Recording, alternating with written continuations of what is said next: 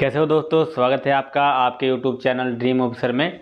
एक नई भर्ती की अपडेट के बारे में आप सभी को पता भी होगा, मगर इसका सिलेक्शन प्रोसेस क्या है, कैसे इसमें आपका सिलेक्शन होगा, क्या प्रक्रिया है, सारी जानकारी आपको दी जाएगी। क्योंकि चलो मान लीजिए जो पुराने स्टूडेंट हैं उनको पता है, मगर जो फ्रेशर स्टूडेंट होते हैं उनके लिए ये बहुत ज़रूरी हो जाता है जानना कि जो नई भर्ती आ रही है उसमें क्या सिलेक्शन प्रोसेस होता है, कैसे हमारा सिलेक्शन होगा, क्या इसमें एग्ज़ाम होता है, क्या सिलेबस होता है। तो सारी जानकारी आपको दी जाएगी। ठीक है, तो चलिए मैं बात कर रहा हूँ आपका UPSSC द्वारा निकाली गई आपकी आंगनवाड़ी भर्ती 2024 की। ठीक है, तो ये आपकी भर्ती आ गई है। जितने स्टूडेंट ने आंगनवाड़ी में फॉर्म डालना चाहते हैं वो सभी स्टूडेंट अपना तैयार हो जाइए।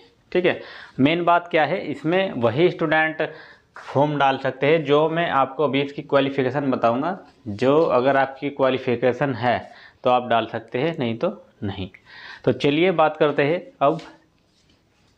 तो आंगनवाड़ी की भर्ती आ गई है, बहुत खुशी की बात है, जिसमें आपके देखिए कितने पद आपके आए हैं। 5272 पद इसमें आपके निकाले गए हैं UPSSC द्वारा, जो बहुत बड़ी भर्ती है। ठीक है, क्योंकि शायद अब तक आपके इतने पदों पर ANM में ना आई हो। इसमें मेन क्या है, योग्यता।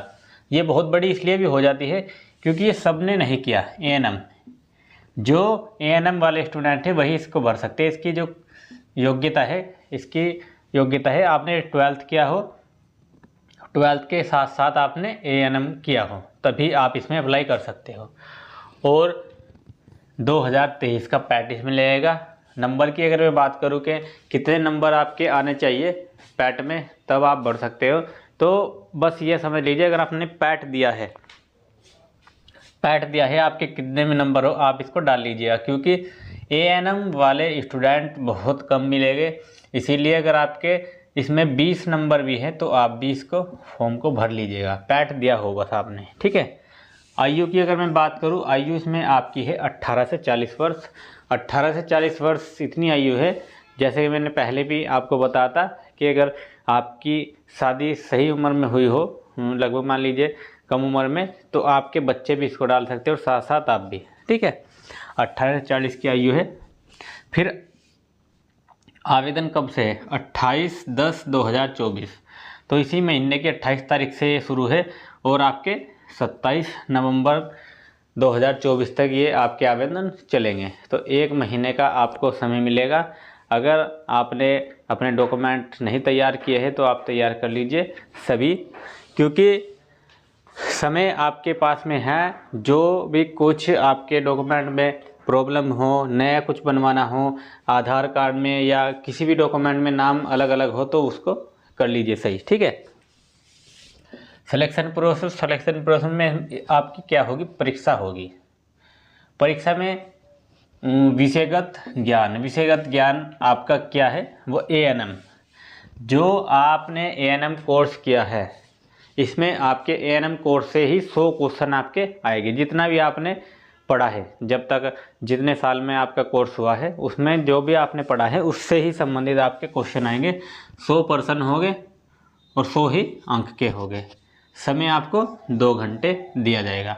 2 घंटे का आपका पेपर होगा, 100 क्वेश्चन 100 ही पर्सन।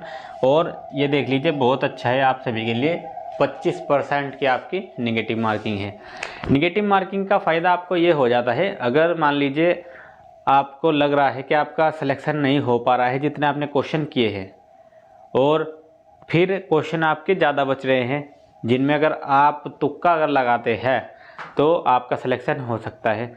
मान लीजिए आपके पास में 30-40 क्वेश्चन बचे हुए हैं, तो आप उनमें से तुक्का अगर लगाओगे तो अगर 20 भी आपके सही हुए, 10 गलत भी हुए, तो भी आपको बहुत फ़ायदा हो जाएगा। ठीक है, तो आपको यही करना है। अगर जब भी आपका एग्ज़ाम होगा, तो अगर आपको लग रहा है कि नहीं मैं क्लियर कर दूंगा या क्लियर हो जाएगा मेरा एग्ज़ाम, तो आपको नहीं लगाना है तुक्का। नहीं तो अगर हम लग रहा है कि हमारा नहीं हो पा रहा है तो तुक्का लगा लीजिए, क्योंकि तुक्का आप वहीं लगाइए। मान लीजिए 4 ऑप्शन हैं, 4 में से आपको 2 पता है कि ये तो हो गई नहीं, और 2 का लग रहा है ऐसा कि नहीं, या तो ये हो सकता है या हो सकता है। 25% 50-50% में आप तुक्का लगा सकते हैं, क्योंकि वहाँ पर लगभग 90-80% आपका सही जाएगा।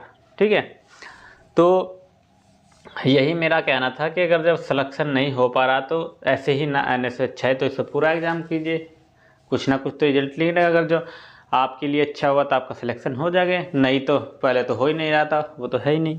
ठीक है, तो ये इसका सिलेक्शन प्रोसेस के बाद तो आपका वही डॉक्यूमेंट वेरीफाई डीवी हो जाता है, फिर डीवी और आपका मेडिकल, जो सिंपल मेडिकल यही आपका रह जाता है। तो फिर से आपको मैं बता दूं 5272 बहुत पद है, पर आपकी भर्ती आ रहे हैं, भर वही सकता है, वही सकती है भर जिसने 12th किया हो, साथ में ANM आपने किया हो। ठीक है, तो यही आप सभी के लिए जानकारी थी महत्वपूर्ण। और एक बात और सुन लीजिए, कोई भी नई भर्ती आती है ऐसे ही जैसे इसका सिलेक्शन प्रोसेस मैंने आपको बताया है, हर भर्ती का डिटेल में आपको सिलेक्शन प्रोसेस बताया जाता है, सारी जानकारी दी जाती है, जिससे आपको अदर कुछ सोचने की ज़रूरत ना पड़े। आप यहीं से अपना संतुष्ट होकर अपना पढ़ाई में टाइम लगा दीजिए, नहीं कि यहाँ पर मुझे पूरी जानकारी नहीं मिली है, मुझे और कुछ देखना है कि क्या इसमें क्वालिफ़िकेशन होगी, क्या इसमें सिलेबस होगा। ठीक है, तो सारी चीज़ मैंने आपको क्लियर कर दी है।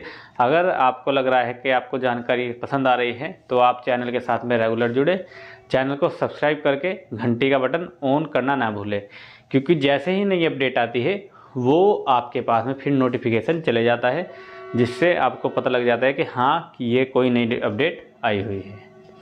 तो यही जानकारी थी आप सभी के लिए, फिर मिलते हैं ऐसी जानकारी के साथ में। तब तक के लिए जय हिंद, वंदे मातरम।